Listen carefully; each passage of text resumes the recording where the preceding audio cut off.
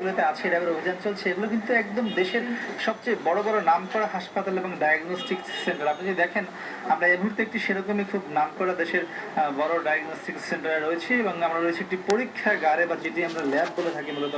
তো আপনি দেখতে পাচ্ছেন এখানে কিন্তু র্যাব এবং যারা রয়েছেন ম্যাজিস্ট্রেট, তারা কিন্তু এই মুহূর্তে এখানে একটি অভিযান পরিচালনা করছেন। এবং সবচেয়ে যেটি আশঙ্কার বিষয় হলো যে এসব আমরা ল্যাবে দেখেছি যে বেশিরভাগ ল্যাবেই কিন্তু মেয়াদ উত্তীর্ণ বিভিন্ন কেমিক্যাল দিয়ে এখানে আসলে পরীক্ষা করা হচ্ছে এবং সেখানে কিন্তু সেই পরীক্ষা করার কারণে কিন্তু তারা বলছেন যে মৃত্যু ঝুঁকিও বেড়ে যাচ্ছে আসলে বিভিন্ন যারা রোগী রয়েছেন।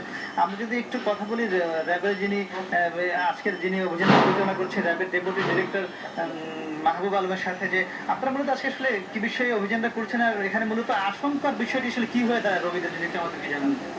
ধন্যবাদ।